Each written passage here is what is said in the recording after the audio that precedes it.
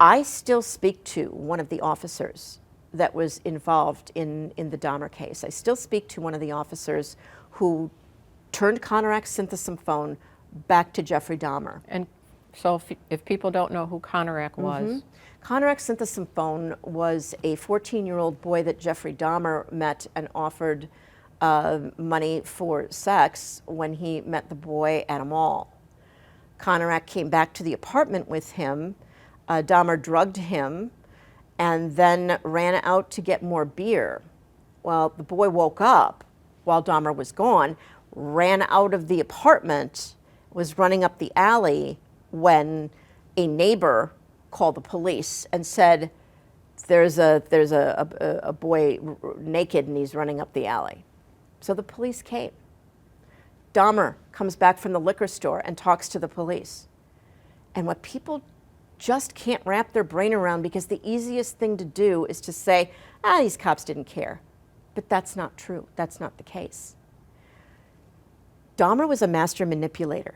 It's how he killed 17 people without being detected. He was a master manipulator.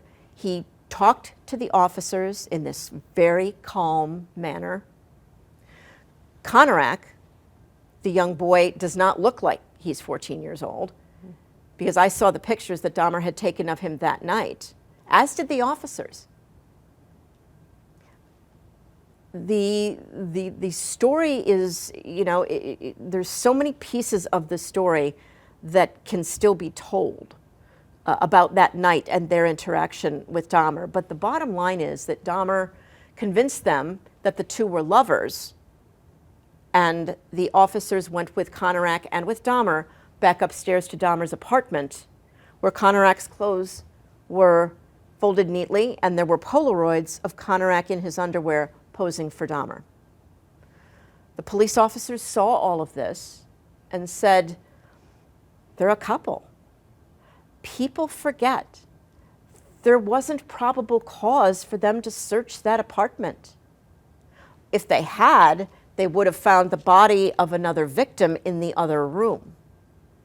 But people also thought that if Konerak was a white male... Absolutely. That has become the narrative now. The narrative has become, for some, that Jeffrey Dahmer was able to get away with what he did because of white privilege and because of police incompetence. And I think that you can make an argument for and against both of those things. If you have never sat in a room and had a conversation with a serial killer, which most people haven't, you'd be surprised that they're not like Charles Manson. You're not talking to someone whose pupils are doing spirals and they have a swastika carved in their head. You're looking at somebody that looks like the neighbor. And he was masterful at his manipulation. The area where the Oxford apartments were at 25th and Kilbourn, that is still vacant because the building eventually was razed. And then the land is there, and there were talks that let's make it something good for the neighborhood. Let's build a park. Let's do something. Some people wanted it to be a memorial to some of the victims. The people who live in that neighborhood want nothing to do with that. They say, you can build a playground, but I'm never going to have my kid play in there because the devil lives in there. The devil lives in the dirt in there. And so there's a giant wrought iron fence around the property, and it's being used for nothing.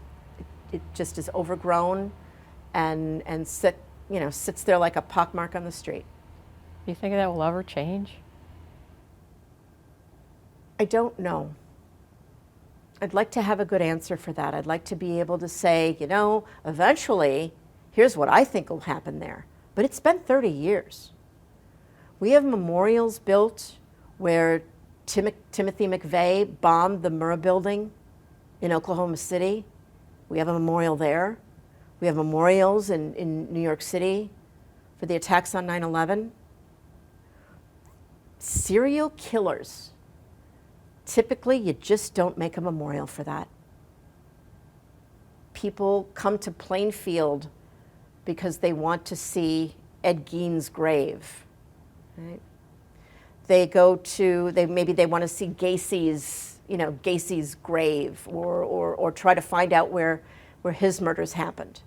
But typically when it comes to serial murder, people aren't erecting monuments. It's not something people want to remember.